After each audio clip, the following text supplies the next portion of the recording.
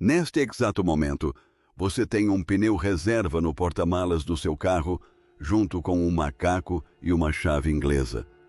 E o único motivo de você carregar tudo isso para onde quer que vá é que os 4 pneus que sustentam seu veículo são basicamente bolsas de borracha resistentes cheias de ar, e um prego pode esvaziar uma delas em cerca de 30 segundos. Veja como esse projeto é caro.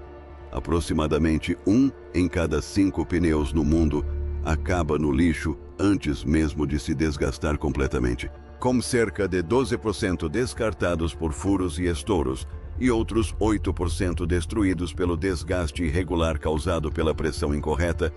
1 em cada 5 pneus no mundo é desperdiçado puramente por falta de ar, e isso considerando apenas os pneus em si. Não inclui os guinchos, os voos perdidos, as vans de entrega paradas no acostamento enquanto o relógio corre, ou as frotas que mantêm equipes inteiras de plantão sem outro motivo, além do fato de que os veículos vivem furando pneus.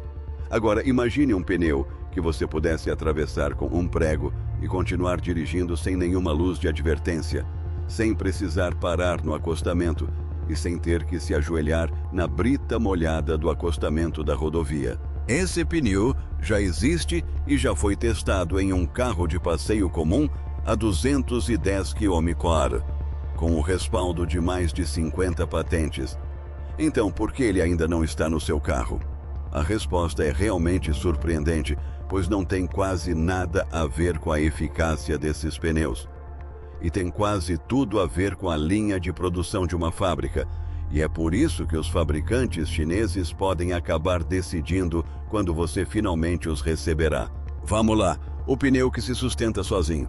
Imagine uma roda como a lateral do pneu cortada, permitindo que você veja através dela.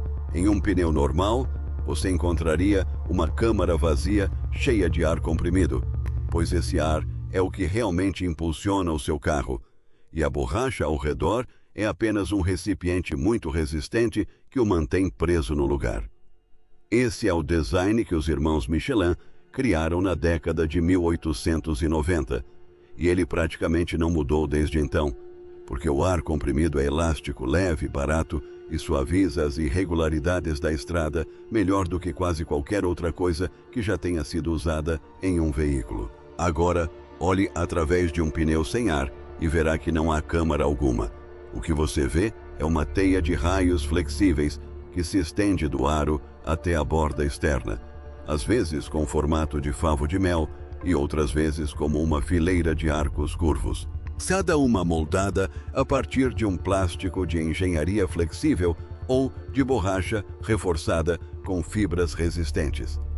Esses raios são o segredo do sucesso, pois desempenham exatamente a função que o ar costumava desempenhar. Quando a roda passa por uma lombada, os raios na parte inferior, aqueles que efetivamente tocam o asfalto, flexionam, se comprimem e absorvem o impacto, retornando à sua forma original conforme a roda continua girando. O peso fica apoiado na própria estrutura, em vez de no gás aprisionado. E como esse suporte está integrado ao material, em vez de selado dentro de uma câmara, simplesmente não há nada que possa vazar ou explodir. Coloque um prego na banda de rodagem e tudo o que você terá é um pneu com um furo que continua funcionando exatamente como no dia anterior. Este não é um projeto científico de uma única empresa, pois quase todos os fabricantes de pneus sérios do mundo têm explorado a mesma ideia sob diferentes perspectivas. A versão da Michelin para carros de passeio combina uma roda de alumínio com borracha reforçada por fibras resistentes e conta com cerca de 50 patentes de engenharia por trás dela. E isso considerando apenas o teste realizado a 209 km/h, 130 mph. A Hankook, na Coreia, constrói seus pneus com uma estrutura de arco duplo projetada para distribuir cargas pesadas uniformemente por toda a extensão do pneu. A NASA foi além, desenvolvendo uma versão para veículos exploradores na Lua e em Marte, feita de um metal extraordinário que retorna à sua forma original, não importa o quão dobrado esteja, pois um pneu furado em Marte não é uma situação reparável. E aqui está a parte que mais me surpreendeu durante a pesquisa. Em alguns modelos, a banda de rodagem é uma faixa separada e substituível.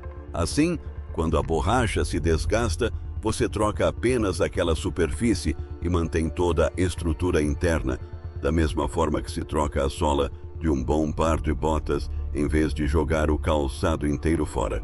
A própria Michelin estima que eliminar furos e problemas de pressão poderia impedir que até 200 milhões de pneus por ano fossem descartados prematuramente, o que representa cerca de 2 milhões de toneladas de material, aproximadamente o peso de 200 Torres Eiffel, deixando de ir para aterros sanitários todos os anos. Portanto, este não é um protótipo rudimentar. É uma peça de engenharia consolidada com enormes implicações, o que torna a pergunta óbvia ainda mais pertinente. Se funciona tão bem, alguém já deveria estar vendendo para você. Eles tentaram. Há cerca de 20 anos, a indústria automobilística fez um esforço considerável para acabar com o pneu furado, gastou uma fortuna nisso, instalou o sistema em centenas de milhares de carros. E os motoristas odiaram tanto a ideia que muitos pagaram para removê-lo. A indústria já tentou isso uma vez. Você provavelmente já ouviu falar de pneus Run Flat, e se dirige um BMW ou um Mercedes, há uma boa chance de estar usando um neste exato momento. A ideia era bastante inteligente no papel, porque, em vez de remover o ar, eles reforçaram as laterais do pneu de forma tão robusta que ele conseguia sustentar o carro por mais 30 a 50 milhas, 48 a 80 km, mesmo depois de perder toda a pressão, o suficiente para tirá-lo da estrada e levá-lo a uma oficina em vez de deixá-lo parado no acostamento. As montadoras adoraram, pois isso significava que podiam eliminar o estepe do porta-malas e liberar todo aquele espaço. E os motoristas realmente conviveram com eles. Aquelas paredes laterais grossas e rígidas que sustentam o carro após um furo também permanecem grossas e rígidas o tempo todo. Assim, a direção ficou visivelmente mais dura em pavimentos irregulares. Eles custam de 35% a 200% a mais do que um pneu normal, com alguns chegando a custar entre os 150 e os 500 cada. Eles tendem a se desgastar mais rapidamente, em alguns casos até 9.600 quilômetros antes. E aqui está a parte que realmente desagradou as pessoas, porque a maioria dos pneus Run Flat não pode ser remendada após um furo, já que dirigir com um pneu furado danifica a parte interna do pneu de maneiras difíceis de inspecionar. Então, um prego que custaria um remendo de $20 em um pneu normal, agora custa um pneu novo. A reação do mercado foi brutal. Concessionárias relatam que trocar pneus Run Flat por pneus convencionais é uma das primeiras coisas que muitos proprietários fazem em um carro novo. Quando os pneus Run Flat foram oferecidos como um opcional, a adesão foi descrita como insignificante, o que significa que quase ninguém os escolheu voluntariamente, e eles só eram usados quando o fabricante os instalava como item de série e não dava aos compradores a opção de escolha. Operadores de frotas alertaram que poderiam aumentar os custos dos pneus em um quarto. Desde então, algumas montadoras têm discretamente abandonado essa tecnologia. Esse fracasso é importante aqui, e não porque denigra a imagem dos pneus sem ar. É importante porque mostra exatamente o que o mercado tolera e o que não tolera. Os motoristas provaram que querem a solução para o problema dos pneus furados, mas não aceitarão uma direção pior, um preço mais alto e um pneu que não podem consertar como preço a se pagar por essa solução. Os pneus Run Flat pediam que as pessoas pagassem mais por menos. Um pneu sem ar com o preço certo faz o oposto. E é exatamente por isso que a questão do custo é crucial. Se você achou isso tão interessante quanto eu achei ao pesquisar sobre o assunto, um like realmente ajuda este canal a continuar produzindo vídeos como este. Porque agora chegamos à parte que realmente decide tudo. E está acontecendo a cerca de 11 mil quilômetros de Detroit. Por que a China decide quando você recebe essas tecnologias? O que acaba com uma tecnologia promissora quase nunca é a ciência. É o preço. E é exatamente aí que a China reescreveu o final para uma indústria após a outra.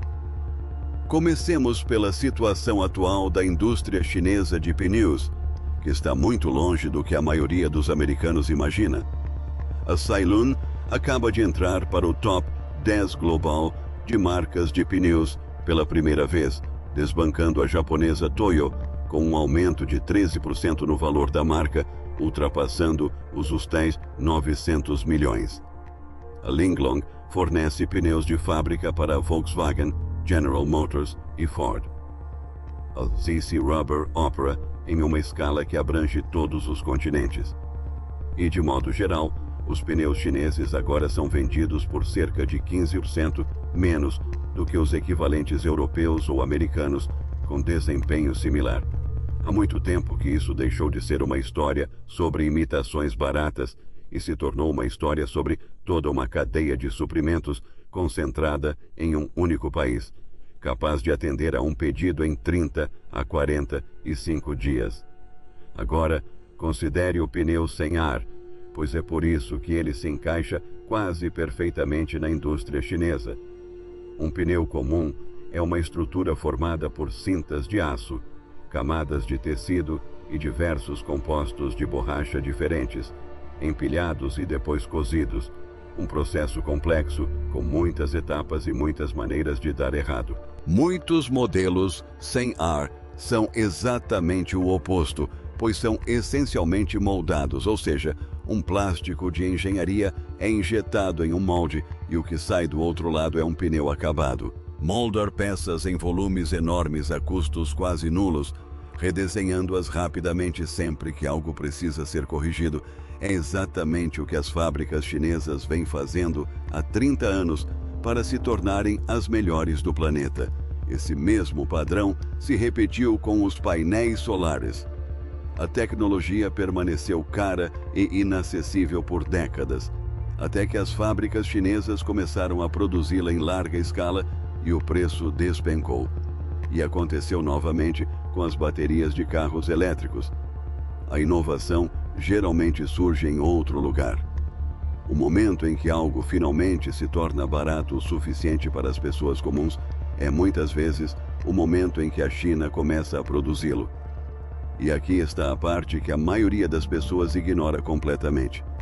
Enquanto todos observavam qual empresa colocaria pneus sem ar em um carro primeiro, a China discretamente pulou essa corrida e foi para outro lugar. Eles não estão esperando pacientemente que o mercado automobilístico se abra. Os fabricantes chineses já estão produzindo pneus sem ar em grandes quantidades para scooters, carrinhos de entrega, robôs de armazém, empilhadeiras e os pequenos veículos autônomos de entrega que circulam pelas cidades chinesas. Se você já andou em uma daquelas bicicletas compartilhadas estacionadas do lado de fora de uma estação de metrô em Pequim ou Xangai, é quase certo que você pedalou em pneus sem ar, sem perceber, porque toda essa indústria silenciosamente mudou isso anos atrás e simplesmente parou de usar pneus furados. Fábricas chinesas anunciam designs em formato de colmeia, feitos de material reciclável que resistem à luz solar e à chuva ácida, e não racham por 5 anos em condições extremas, e vendem esses veículos em lotes de 500. E há um motivo para esses veículos terem sido os primeiros a serem vendidos, que não tem nada a ver com tecnologia. Pense no custo real de um pneu furado para uma empresa que opera 100 mil bicicletas de aluguel, ou para um armazém cheio de robôs, porque cada veículo parado com um pneu furado não gera receita enquanto alguém precisa dirigir até o local, encontrá-lo e consertá-lo. Multiplique isso por toda uma frota e o que antes era apenas um incômodo se transforma em um dos maiores itens de custo em toda a operação. Os pneus sem ar eliminam essa categoria de custo da noite para o dia, e é por isso que a mudança aconteceu rapidamente e em uma escala enorme, sem que a maioria das pessoas fora da China sequer percebesse. Cada uma dessas rodas é um treino. Cada lote aprimora o molde, barateia o material e acelera o processo. E toda essa experiência conquistada com muito esforço aponta diretamente para o maior prêmio de toda a indústria: os 4 pneus que você usa no seu carro. Então, a tecnologia funciona, a capacidade de produção existe e a demanda é óbvia, o que nos leva à parte honesta e à resposta real para a pergunta que fiz no início deste vídeo. Porque existem 3 problemas específicos entre você e um pneu que não fura, e o terceiro é aquele que ninguém prevê. O que ainda está impedindo isso? O primeiro problema é o calor. Um pneu normal recebe algum resfriamento do ar em seu interior e do ar que circula pela roda. Mas um pneu sem ar é uma estrutura densa que se flexiona constantemente, e toda essa flexão gera calor sem ter para onde escapar facilmente. Em velocidades de empilhadeiras e scooters, isso não importa, e é exatamente por isso que esses veículos adotaram pneus sem ar anos atrás.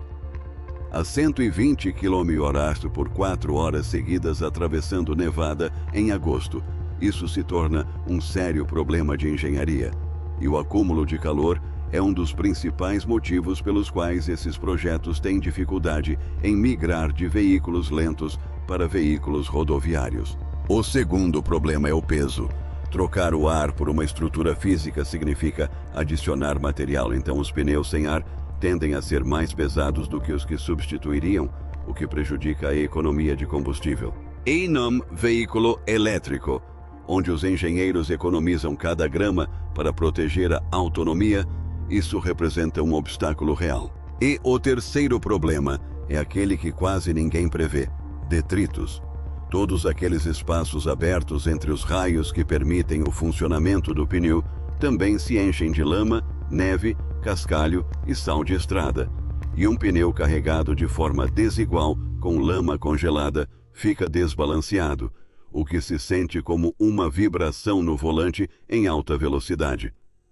Os engenheiros estão trabalhando em capas e inserções moldadas para lidar com isso, mas é um problema complicado, justamente porque essa abertura é a essência do projeto. Além disso, há a realidade pouco glamourosa de que se trata de uma peça de segurança regulamentada por lei.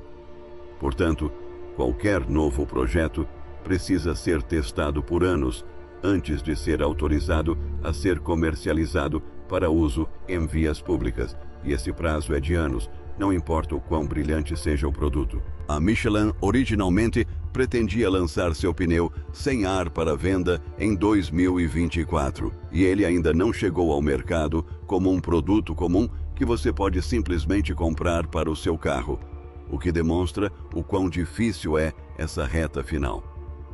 E para sermos justos com as empresas que estão se esforçando, elas não estão sendo lentas sem motivo. Seus pneus são a única coisa que conecta um veículo de 2 toneladas, carregando sua família, à estrada, e eles precisam funcionar em temperaturas de 38 degc e em gelo a 130 km/h, depois de 5 anos sendo completamente ignorados e com buracos à espreita em cada curva. Ter confiança genuína nisso exige uma quantidade enorme de testes, e ninguém quer ser a empresa que errou.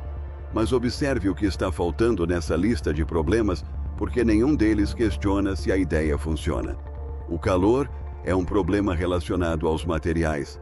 O peso é um problema de design. Os detritos são um problema de forma. Cada um deles é o tipo de coisa que se resolve construindo-se alguns milhões de unidades e observando o que quebra, que é exatamente o que as fábricas chinesas já fazem todos os dias com scooters e carrinhos de entrega, enquanto todos os outros realizam testes cuidadosos. A parte que vale a pena lembrar: então não, você não pode comprar pneus à prova de furos para sua caminhonete neste fim de semana. E qualquer um que prometa pneus à prova de furos para a próxima primavera está apenas especulando. Mas o que é realmente verdade aqui é muito mais interessante do que toda essa propaganda, porque a tecnologia funciona e já foi comprovada em alta velocidade. E as questões que ainda estão em aberto são o calor, o peso e o preço, e não se a ideia como um todo se sustenta. Esse, o padrão se mantiver, o caminho até a sua garagem quase certamente não passa por um lançamento caro de um carro de luxo europeu. Ele passa por fábricas chinesas que produzem esses veículos às dezenas de milhões para scooters, frotas de entrega e veículos de armazém, até que o processo seja aperfeiçoado e o custo caia drasticamente, para então, por baixo dos panos, chegar aos carros de passeio. Foi assim que os painéis solares ficaram baratos. E foi assim que as baterias ficaram baratas, e não há nenhuma razão óbvia para que os pneus quebrem esse padrão. Mas aqui está o ponto importante. O pneu do seu carro tem um design de 130 anos, cuja maior força e sua única fraqueza real são exatamente a mesma coisa. Ele é sustentado por ar. Se você esvaziar o pneu, o conceito de pneu furado deixa de existir, e aquele estepe no porta-malas se transforma em uma relíquia estranha, como uma manivela na frente do carro. A engenharia para viabilizar isso está praticamente concluída. O que resta é o preço, e o preço é definido nas fábricas, não em laboratórios. Deixe um comentário dizendo se você colocaria pneus sem ar no seu veículo se eles chegassem amanhã pelo mesmo preço dos pneus convencionais, ou se abrir mão de 130 anos de ar é simplesmente difícil demais, porque, sinceramente, eu fico indeciso. E se este conteúdo valeu o seu tempo, inscreva-se e continue acompanhando. Tem mais conteúdo como este vindo por aí.